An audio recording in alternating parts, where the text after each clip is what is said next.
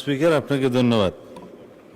সবাই বলছিল সংসদ জিমিয়ে গেছে, সবাই বোর ফিল করতেছে। তা আমার কাছে লাস্টে মনে হলো খুব ভাইব্রেন্ট হয়েছে স্পিকার। মাননীয় সদস্য রুমিন ফারহানা বলেছেন প্রতীকী ছাঁটাই, আসলে তিনি এনেছেন মিতব্যয়ী ছাঁটাই, প্রতীকীটা 1 টাকা হয়।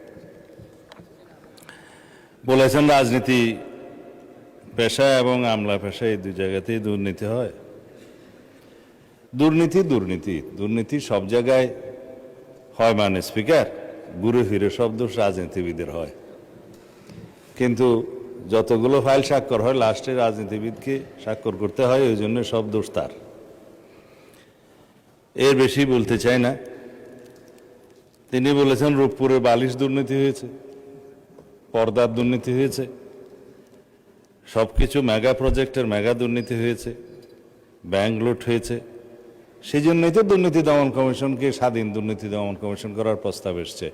আমরা এটা স্ট্যাটিউটরি একটা অর্গানাইজেশন হিসেবে শক্তিশালী দুর্নীতি দমন কমিশন গঠন করব বলে আমরা দুর্নীতি দমন কমিশন সংক্রান্ত অধ্যাদেশটা তখন গ্রহণ করিনি। এখন আলোচনা শুরু হয়েছে এবং বাংলাদেশের একটি শক্তিশালী দুর্নীতি দমন কমিশন প্রতিষ্ঠিত হবে ইনশাআল্লাহ।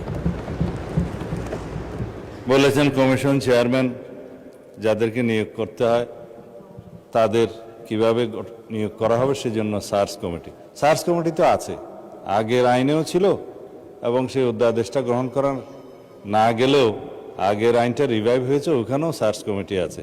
সেই সার্চ কমিটি অনুসারে দুর্নীতি দমন কমিশনটা গঠন করার জন্য, সার্চ কমিটি গঠনের জন্য যেই কমিটি গঠন করার উদ্যোগ নেওয়া হয়েছিল, দয়া করে কালকে মাননীয় প্রধান বিচারপতি অনেক দিন পরে তার প্রতিনিধি নিয়োগ করেছেন, বহুদিন গড়িয়ে গেছে।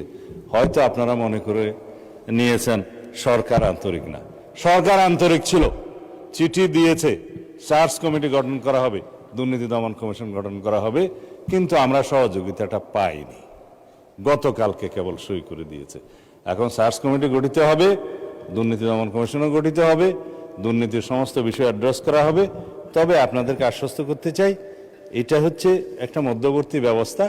দুর্নীতি দমন কমিশন আইনটা পার্লামেন্টে নিয়ে আসলে বিলটা, তখন একটা আরও শক্তিশালী দুর্নীতি দমন কমিশন গঠন হবে, আইনটা গঠন হবে, তখন আমরা সেখানে আলোচনায় অংশগ্রহণ করতে পারবো। আলোচনার ভিত্তিতে, সমঝোতার ভিত্তিতে একটি দুর্নীতি দমন কমিশন আইন গঠিত হবে। কিন্তু মধ্যখানে আমাদেরকে দুর্নীতি দমন কমিশনটা ফাংশনাল করার জন্য একটা সার্চ কমিটির মধ্যে দিয়ে, আগের আইনটার মধ্যে দিয়ে একটা কমিশন গঠন করে ফেলতে হবে। স্পিকার, আমাদের মাননীয় সদস্য এইটা বলেছেন যে দুর্নীতির অর্থ পাচারের যে টাকা পাচার হয়েছে দেশ থেকে, সেটা ফিরিয়ে আনার ব্যবস্থা। আমরা এখানে অনেক আলোচনা করেছি।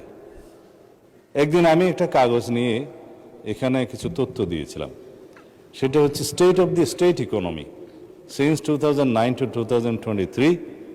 এটা হচ্ছে state of the Bangladesh economy, যেটা পাস্ট রেজিম ফেসিস্ট গভর্নমেন্টের সময় কী অবস্থায় ছিল তার উপর একটা হোয়াইট পেপার রেডি করা হয়েছিল। সেটা রিপোর্টটা পেশ করা হয়েছিল মাননীয় প্রধান উপদেষ্টা ইন্টারিম গভর্নমেন্টের কাছে। এই কমিটির সভাপতি হিসেবে দায়িত্ব পালন করেছিলেন প্রখ্যাত অর্থনীতিবিদ দেবপ্রিয় ভট্টাচার্য। এখানে সামারিতে 1 লাইনে শুধু বলি, কারণ সময় বেশি নেই, সবাই মাগরিবের নামাজের সময় চলে আসছে। 29,25,000 কোটি টাকা, ক্ষেত্রমতে প্রায় 30 লক্ষ কোটি টাকা বাংলাদেশ থেকে পাচার হয়েছে। শুধু ব্যাংকিং খাতে যে লুটপাট হয়েছে সেটা দিয়ে বলা হয়েছে, রাজনৈতিক বিবেচনায় যে ব্যাংক লোন দেওয়া হয়েছে সেটাতে 24টা পদ্মা সেতু করা যেত।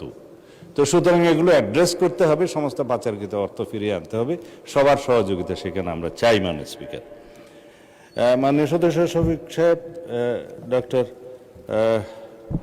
শফিকুল ইসলাম মাসুদ, তিনি বলেছেন কমিশনের জবাবদিহিতা নিশ্চিত করা হবে, সেটা আইনের মধ্যে আমরা আনবো, নিশ্চিত করার জন্য যা যা সাজেশন আপনারা দিবেন। তো এইখানে অন্য একটা প্রসঙ্গ নিয়ে এসছে, কালকে সেই ডিবেটটা শেষ হয়েছে, আমাকে স্কোপ দেওয়া হয়নি সেই পাল্টাটা বলার জন্য। ভালোই হয়েছে আপনি বলেছেন যে রেপের একটা দর্শনের কথা বলেছেন। এটা মানে স্পিকার আমাদের মাননীয় বিরোধী দলীয় নেতা জামাত ইসলামের সম্মানিত আমির সাহেব একটা স্ট্যাটাস দিয়ে বলেছিলেন জিশান নিখোঁজ হওয়ার 19 ঘন্টা পার হয়ে গেল, সরকার এখনো উদ্ধার করতে পারেনি, কি করছে? তো সেজন্য 19 ঘন্টা পার হওয়ার পরে মাননীয় স্পিকার সরকার কি করেছে সেই বয়ানটা দিয়েছিলাম। এইটা সরকারের পক্ষে দায়িত্ব। এখন কালকে আমি বুঝিনি আসলে তারা কি দর্শনের পক্ষে কথা বলেছে না বিপক্ষে কথা বলেছে মাননীয় স্পিকার। কারণ মাননীয় মন্ত্রী, আমরা তো দুর্নীতি দমন কমিশন নিয়ে আলাপ করছি। ঠিক আছে, এটার আমি উপরেই শেষ করব। তাইলে দুর্নীতিতেই যাচ্ছে মাননীয় স্পিকার। দুর্নীতির ক্ষেত্রে বলেছে উচ্চ এবং নিম্ন দুর্নীতি। আইনে কিন্তু ডেফিনিশনে উচ্চ দুর্নীতিও নাই, নিম্ন দুর্নীতিও নাই। দুর্নীতি এবং দুর্নীতি একই ডেফিনিশন। এখানে দুর্নীতি ছোট হয় না, বড়ও হয় না। যেমন দর্শন ছোট হয় না, বড় হয় না, সবই সমান। রামিসা আর জিশান সবই সমান দর্শনের ক্ষেত্রে। মানে স্পিকার একটার বিচার চাইবে আর একটা চাইবে না, তা হয় না। আমরা দুর্নীতি দমন কমিশনকে যেহেতু শক্তিশালী করতে চাই, এটা জাতির প্রত্যাশা, সেজন্য এখানে কিছু ইনফ্রাস্ট্রাকচার আছে, কিছু আইনে আছে, কিছু রেভিনিউ বৃদ্ধি আছে। সব মিলিয়ে যেই অর্থটা ব্যয় হয়ে গিয়েছে সেটা তো ইন্টারিম গভর্নমেন্টের সময় হয়ে গেছে, আগামীতে আরও হয়তো আসবে। সুতরাং এই ব্যাপারে ছাঁটাই প্রস্তাবগুলো নামঞ্জুর করার জন্য আমি আহ্বান জানাচ্ছি আপনাকে। আর তারপরে তো ভোট হবেই। ধন্যবাদ। ধন্যবাদ মাননীয়